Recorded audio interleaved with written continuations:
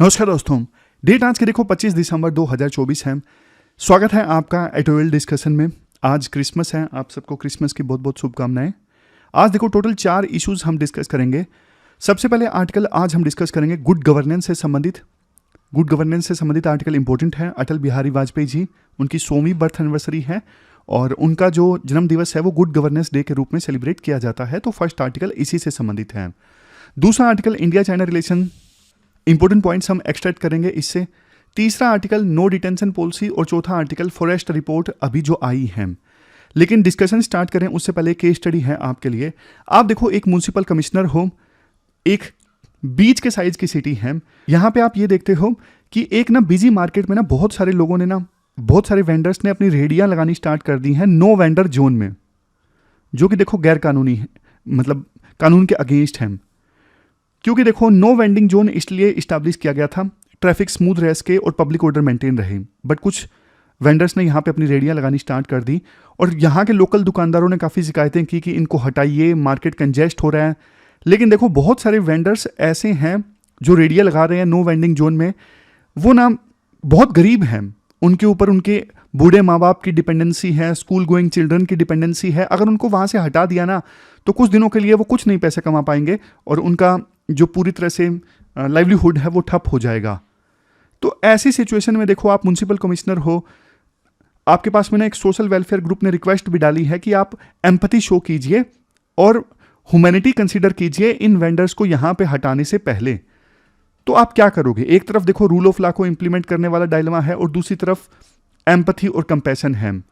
कैसे आप इस डायलेमा को रिजोल्व करोगे? क्या आप रूल ऑफ लॉ को ज़्यादा तवज्जो दोगे या फिर आप एम्पैथी या फिर कंपैशन को ज़्यादा तवज्जो दोगे? आज की जो डिस्कशन है ना, इसमें देखो first important article good governance से संबंधित है।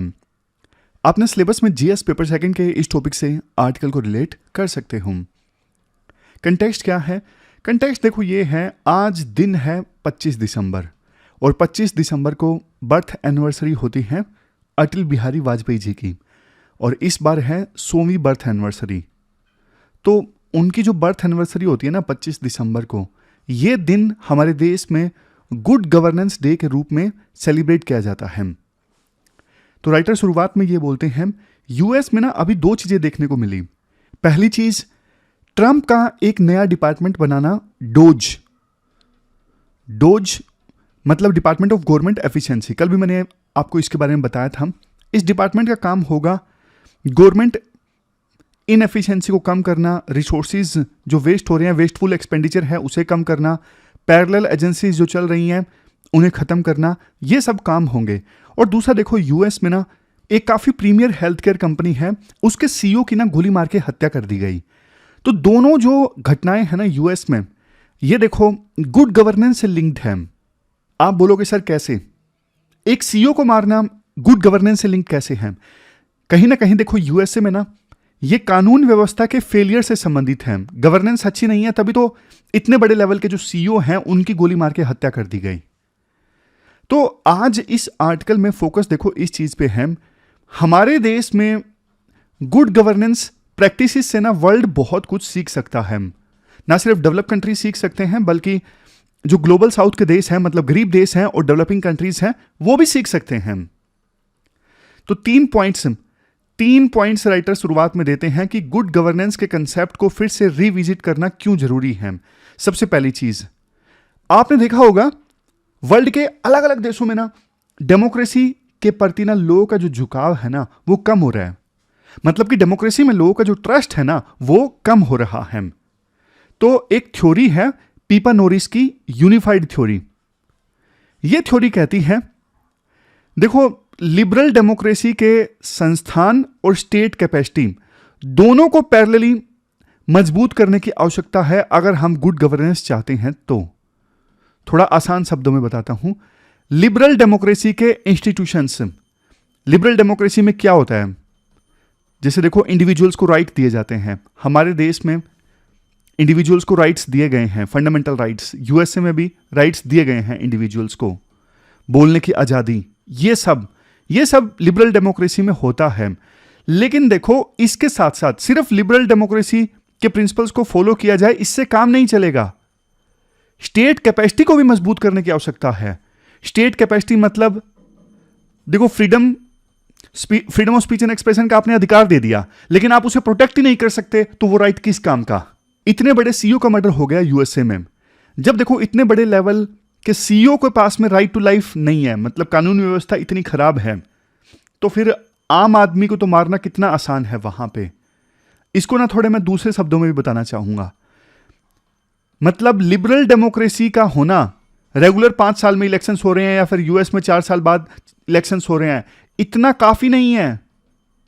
स्टेट कैपेसिटी भी होनी चाहिए।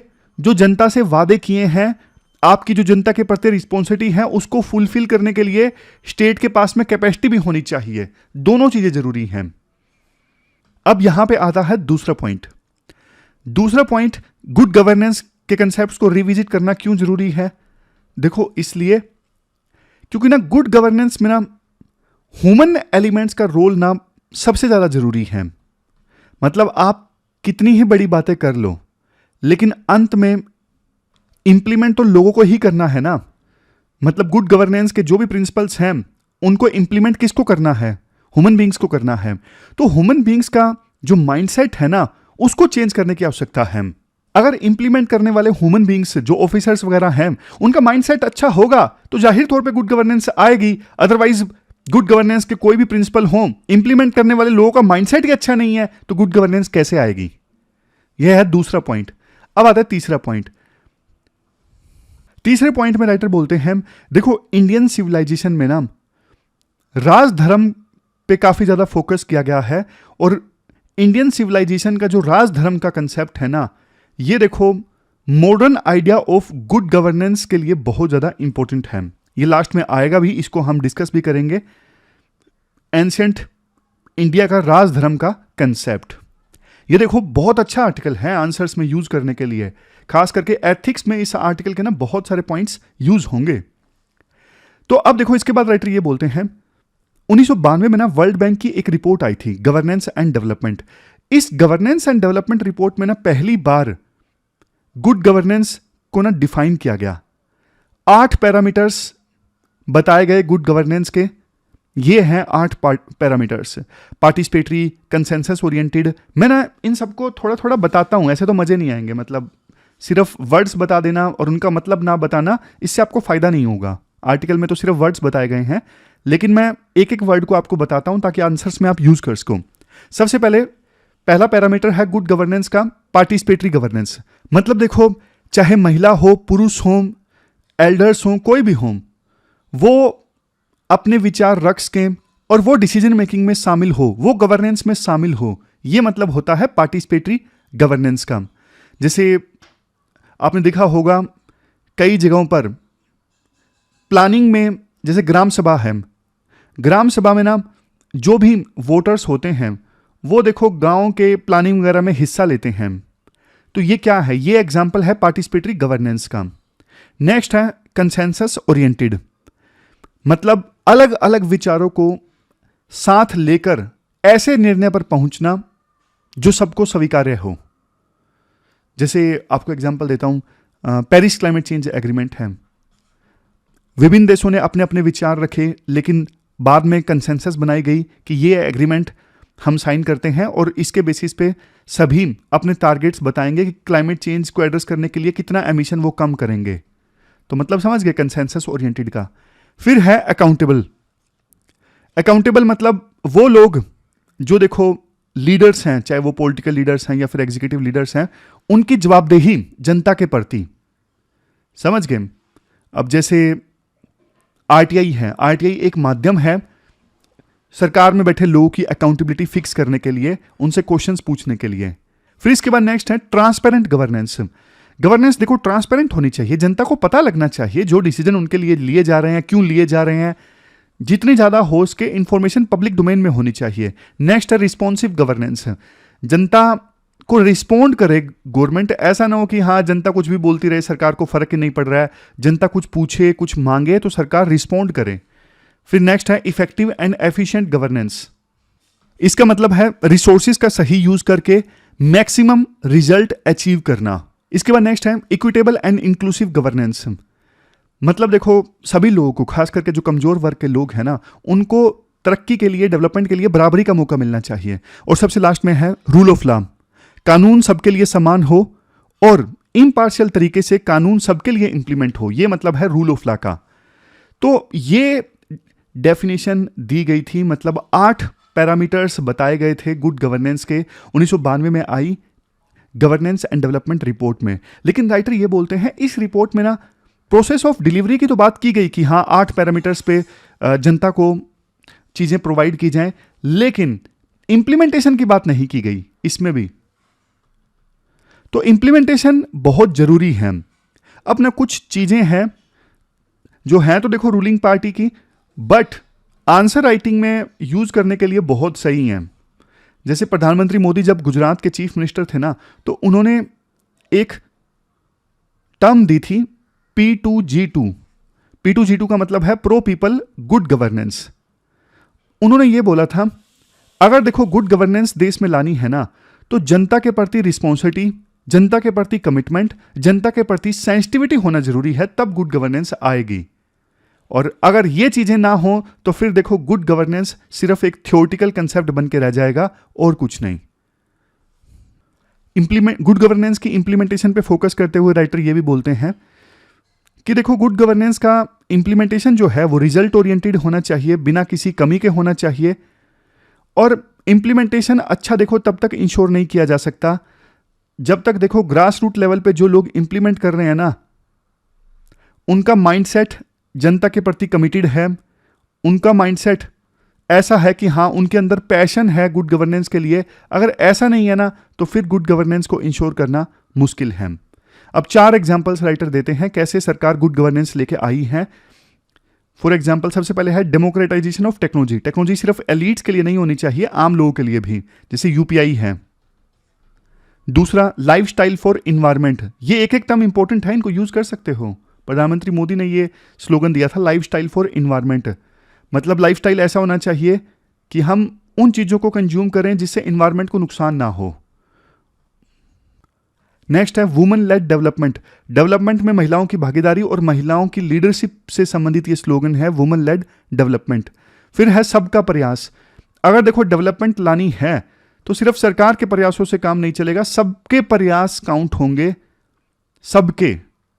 सबके प्रयास से हम डेवलपमेंट ला सकते हैं, भारत को विकसित भारत बना सकते हैं 2047 से पहले। तो हर एक ये स्लोगन इंपॉर्टेंट है आंसर राइटिंग के लिए। फिर राइटर बोलते हैं एंशिएंट सिविलाइजेशन का ना एक कंसेप्ट है अंत्योदय। अंत्योदय मतलब लाइन में बिल्कुल लास्ट में जो लोग खड़े हैं ना, मतलब मार्जिनलाइज सेक्शन के लोग। जैसे आपको मैं बताऊं, हमारे देश में जैसे ट्राइबल्स हैं, बिल्कुल जंगलों में रहते हैं, डेवलपमेंट के फ्रूट उन तक पहुंच ही नहीं पाते।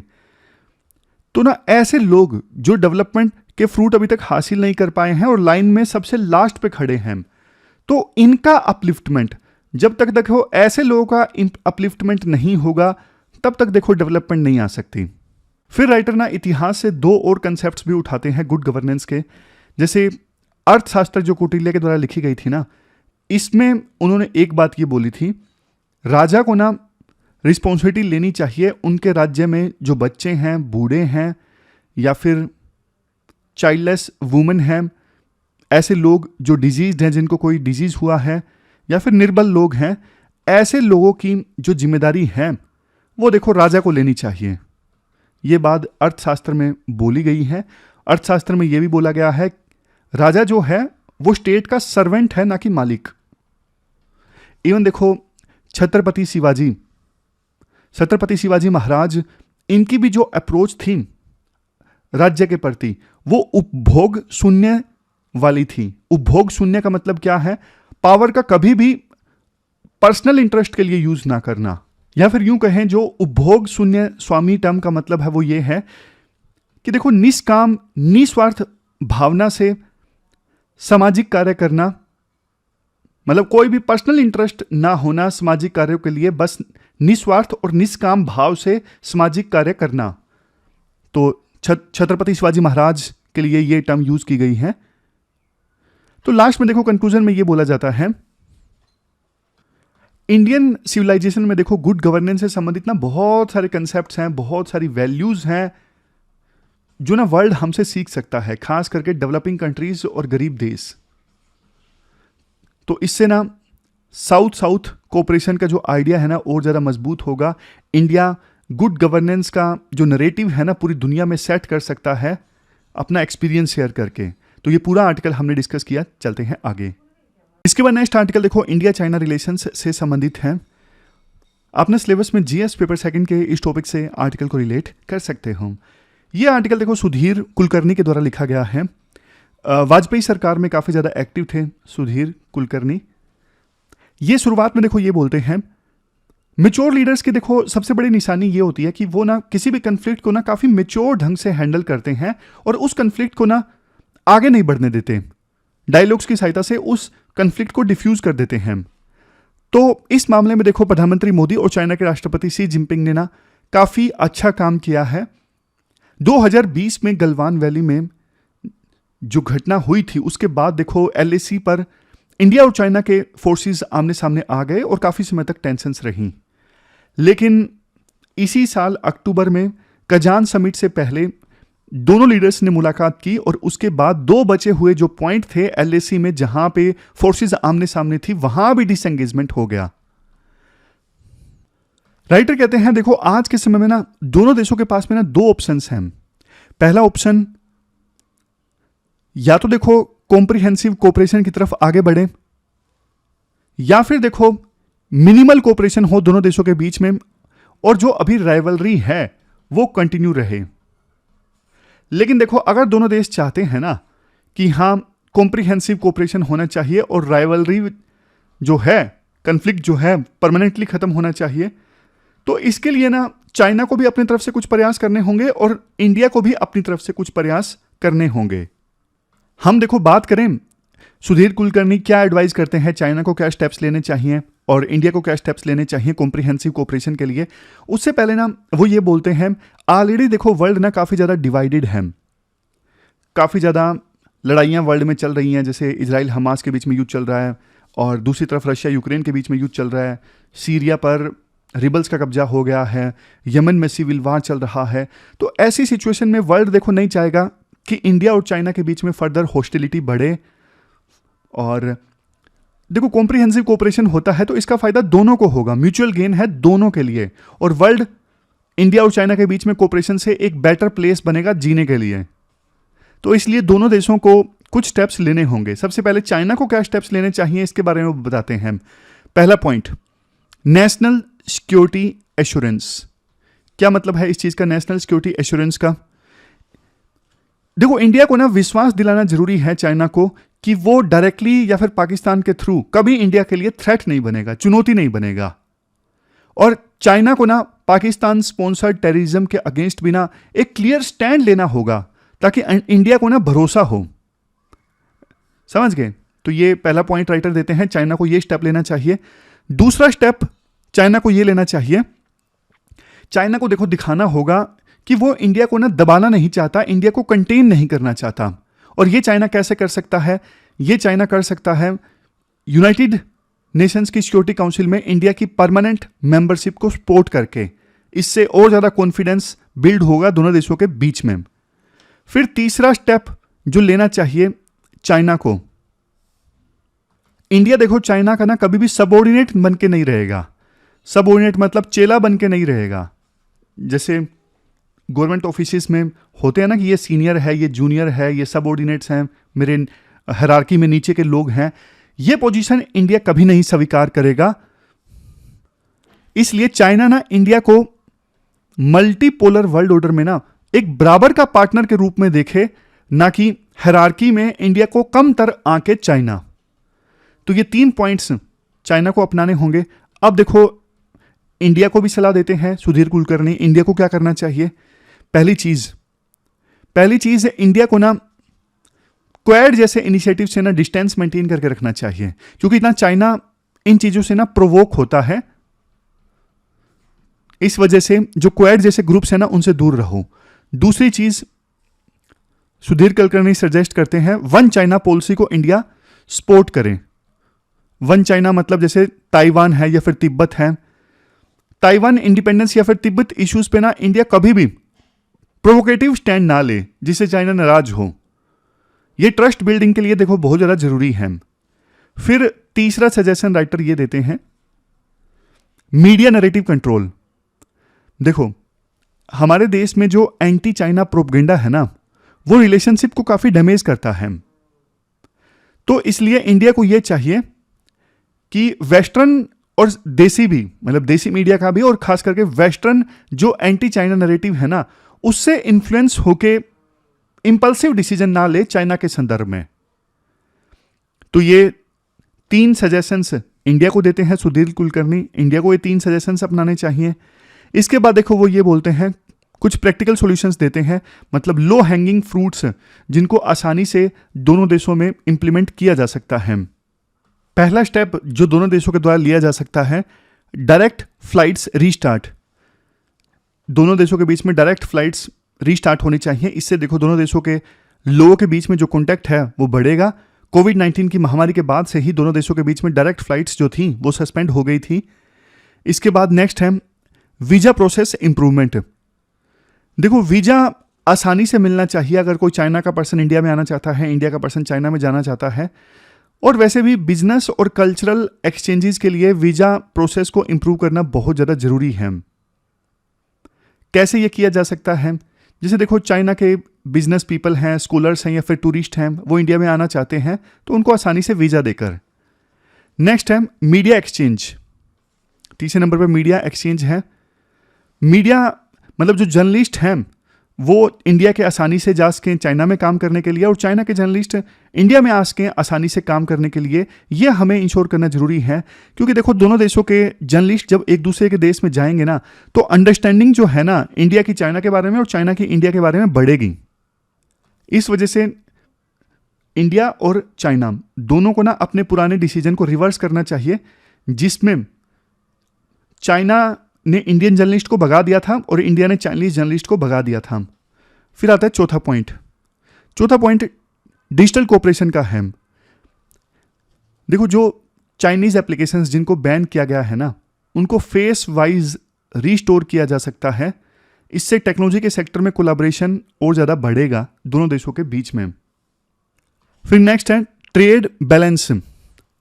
दोनों देशों के बीच में अभी ट्रेड तो काफ़ी होता है, लेकिन इंडिया की साइड से ना काफ़ी ट्रेड डेफिसिट है। तो चाइना से ज़्यादा एफडीआई इंडिया में आए और इंडिया जो है आसानी से एक्सपोर्ट कर सके चाइना को, इंडिया का ज़्यादा माल चाइना में एक्सपोर्ट हो। तो ऐसी सिचुएशन होगी तो इंडिया का ट्रस्ट बिल्ड होगा, इकोनॉमिक रिलेशनशिप मजबूत होगी। तो ये लास्ट जो पॉइंट है ट्रेड बैलेंस से संबंधित है। राइटर ये भी बोलते हैं कि आज देखो हर बड़ा इंडियन जो बिजनेस हाउस है ना, वो एक प्रकार से भूखा है जॉइंट वेंचर्स का। तो चाइनीज कंपनीज के साथ में जॉइंट वेंचर्स, टाई अप्स, ये सब किए जा सकते हैं। कंक्लूजन में देखो यही बोला जाता है 2025 का जो साल है ना, वो ब्रेक थ्रू साल होना चाहिए इंडिया चाइना रिलेशनशिप में। या तो देखो शी जिनपिंग भारत की यात्रा पर आएं या फिर प्रधानमंत्री मोदी चाइना की यात्रा पर जाएं, तब देखो रिलेशनशिप ट्रांसफॉर्मेशन की जो शुरुआत है वो हो सकती है इंडिया और चाइना के बीच में। तो ये सुधीर कुलकर्णी के व्यूज हैं इंडिया चाइना रिलेशनशिप पर। इसके बाद नेक्स्ट आर्टिकल देखो नो डिटेंशन पॉलिसी से संबंधित है। सेंट्रल गवर्नमेंट ने ना नो डिटेंशन पॉलिसी को ना एबोलिश कर दिया है, खत्म कर दिया है। कब आई थी ये पॉलिसी और थी क्या? देखो 2009 के ना राइट टू एजुकेशन एक्ट में इस नो डिटेंशन पॉलिसी का प्रोविजन किया गया था। इसका मतलब यह था एलिमेंट्री एजुकेशन तक, यानी 8वीं तक, ना तो किसी बच्चे को स्कूल से एक्सपेल किया जाए और ना ही किसी बच्चे को डिटेन किया जाए, मतलब फेल किया जाए, सब बच्चों को पास कर दो। किस सोच के साथ आई थी ये नो डिटेंशन पॉलिसी? देखो इस सोच के साथ आई थी कि ना ड्रॉप आउट ना हो। कई बच्चे ना पढ़ाई में कमजोर होते हैं, तो अगर उनको फेल कर दो ना, फिर उनका मोटिवेशन खत्म हो जाता है, वो स्कूल छोड़ देते हैं। और समाज में ना फेलियर का एक बहुत बड़ा स्टिग्मा भी अटैच होता है। तो सोच तो अच्छी थी कि एक तो ड्रॉप आउट कम होगा और स्टिग्मा जो हो जाता है फेलियर का वो बच्चों के ऊपर टैग नहीं लगेगा। लेकिन देखो नो डिटेंशन चलता रहा, सभी राज्यों ने इसे अपनाया और बच्चों को फेल करना बंद कर दिया 8वीं क्लास तक। लेकिन इसका रिजल्ट ये हुआ कि बच्चों ने और टीचर्स ने ना मेहनत करनी छोड़ दी और एजुकेशन का स्टैंडर्ड काफ़ी ज़्यादा खराब हो गया स्कूल्स में। स्कूल बन गए सिर्फ मिड डे मील स्कीम का हब। स्कूल को सीरियस ही नहीं लिया जाने लगा कि हाँ भाई बस दोपहर का खाना खाओ, मिड डे मील स्कीम का लाभ उठाओ और चले जाओ। पढ़ाई तो होती नहीं, टीचर्स के ऊपर भी कोई प्रेशर नहीं आता, अकाउंटेबिलिटी नहीं आती, क्योंकि उन्हें पता है बच्चे तो फेल होंगे नहीं। अगर बच्चे फेल होते तो टीचर के ऊपर जोर आता, वो मेहनत करते बच्चों को पास करवाने के लिए। समझ गए? तो बहुत बुरा परिणाम इसका निकला। ऑलरेडी देखो 16 राज्य तो ऐसे थे जो नो डिटेंशन पॉलिसी को खत्म ही कर चुके थे कि यार नहीं चाहिए भाई ये। आप पूछोगे सर स्टेट्स ने कैसे खत्म कर दिया? एजुकेशन देखो एक कॉन्करेंट सब्जेक्ट है ना, तो 16 राज्य अभी ऑलरेडी ये खत्म कर ही चुके थे नो डिटेंशन। वैसे देखो 2019 में अमेंडमेंट आ गया था इस राइट टू एजुकेशन एक्ट में नो डिटेंशन को खत्म करने के लिए, बट फिर अगले साल नेशनल एजुकेशन पॉलिसी आ गई 2020 में, इसलिए वो नेशनल करिकुलम फ्रेमवर्क जो आता है वो भी डिले हो गया, और अमेंडमेंट जो कर दिया था नो डिटेंशन को खत्म करने के लिए उसका गैजेट में नोटिफिकेशन डिले हो गया। तो अब जाके नोटिफिकेशन भी जारी कर दी गई है सेंट्रल गवर्नमेंट के द्वारा कि नो डिटेंशन अब ऑफिशियली खत्म कर दी जाती है। अमेंडमेंट पहले हो गया था 2019 में ही, लेकिन डिले हो गया गजट में जारी करने से। असल में देखो कोई कानून तब लागू हो जाता है ना जब गजट में सरकार पब्लिश कर देती है, तो गजट में अभी पब्लिश किया गया है। और देखो एक चीज है, ये साल के अंत में जो एग्जाम होता है ना, ये सिस्टम सही नहीं है। होलिस्टिक असेसमेंट होते रहना चाहिए, हर 3 महीने बाद, हर 1 महीने बाद, 2 महीने बाद ऐसा असेसमेंट होता रहना चाहिए, ताकि ना पता लगे बच्चों को कि कहाँ पे गैप है, कितना गैप है। फिर वो साल के अंत में जो 3 घंटे वाला एग्जाम होता है, प्रेशर डेवलप होता है, वो सब नहीं होगा। समझ गए? तो एक प्रोविजन देखो अभी सरकार के द्वारा ये किया गया है कि 5वीं और 8वीं क्लास दोनों में अब फेल किया जा सकता है बच्चों को, लेकिन हाँ जब एग्जाम में कोई बच्चा फेल हो जाएगा ना, तो उसके बाद 2 महीने में ना एक्स्ट्रा इंस्ट्रक्शन दी जाएंगी उस बच्चे को, मतलब लर्निंग गैप आइडेंटिफाई करके उसको अच्छे से सिखाया जाएगा, और फिर 2 महीने बाद फिर से री एग्जाम का मौका उस बच्चे को मिलेगा ताकि वो क्लास पास कर सके। मौका मिलेगा बढ़िया ढंग से, लेकिन 8वीं क्लास तक किसी बच्चे को एक्सपेल नहीं किया जाएगा, स्कूल से भगाया नहीं जाएगा। फेल किया जाएगा लेकिन एक्सपेल नहीं किया जाएगा, और फेल भी किया जाएगा तो 2 महीने के अंदर अंदर एक्स्ट्रा इंस्ट्रक्शंस दी जाएंगी उस बच्चे को सिखाने के लिए, ताकि री एग्जाम में वो अच्छा परफॉर्म करें। और स्कूल्स को ना जो बच्चे फेल होंगे ना उनका रिकॉर्ड मेंटेन करना बहुत ज़्यादा जरूरी है, ताकि ना एक ऐसे बच्चों की पहचान की जा सके और स्पेशल फोकस उन बच्चों पे किया जा सके। तो ये हमने पूरा आर्टिकल डिस्कस किया नो डिटेंशन पॉलिसी से संबंधित। चलते हैं आगे। इसके बाद देखो next article state of forest report से संबंधित है। आपने सिलेबस में जीएस पेपर 3 के इन टॉपिक्स से आर्टिकल को रिलेट कर सकते हो। कंटेक्स्ट देखो ये है, अभी ना हाल ही में 18वीं state of forest report publish हुई। ये फॉरेस्ट सर्वे ऑफ इंडिया के द्वारा पब्लिश की गई और 2 साल में एक बार पब्लिश होती है। तो इस बार इंडिया में जो ग्रीन कवर मिला है, ग्रीन कवर में दोनों शामिल होते हैं, फॉरेस्ट कवर भी और ट्री कवर भी। तो 25% से ज़्यादा फॉरेस्ट कवर और प्लस ट्री कवर हमारे देश में मिला है। देखने में लगता है कि देखो अच्छा है, हमारे देश में जो ग्रीन कवर है इंक्रीज हो रहा है, लेकिन आंकड़ों के पीछे की जो सच्चाई है वो हम थोड़ा सा इस आर्टिकल में डिस्कस करते हैं। प्री के पर्सपेक्टिव से तो हमने जो हमारा दूसरा इनिशिएटिव है करंट अफेयर प्लस वाला, उसमें हमने प्री के पर्सपेक्टिव से तो डिस्कस कर लिया था। अब थोड़ा मेंस के पर्सपेक्टिव से देख लेते हैं। देखिए हिस्टोरिकली फॉरेस्ट ना हमारे लिए सिर्फ पेड़ पौधे नहीं हैं। हिस्टोरिकली फॉरेस्ट हमारे सर्वाइवल के लिए काफ़ी ज़्यादा इंपॉर्टेंट रहे हैं। फॉरेस्ट हमें शेल्टर प्रोवाइड करते थे, फूड देते थे, लाइवलीहुड का सोर्स थे, और प्रोटेक्शन के लिए भी काफ़ी ज़्यादा इंपॉर्टेंट थे फॉरेस्ट। इसके अलावा देखो फॉरेस्ट हमारी जो कल्चरल आइडेंटिटी है ना, उस कल्चरल आइडेंटिटी के लिए भी काफ़ी ज़्यादा इंपॉर्टेंट रहे हैं। बहुत सारे जो ट्राइब्स हैं वो फॉरेस्ट को भगवान वगैरह मानते हैं, तो कल्चरल आइडेंटिटी भी इससे जुड़ी हुई है। हमारे समाज में पेड़ पौधों की बहुत ज़्यादा पूजा होती है।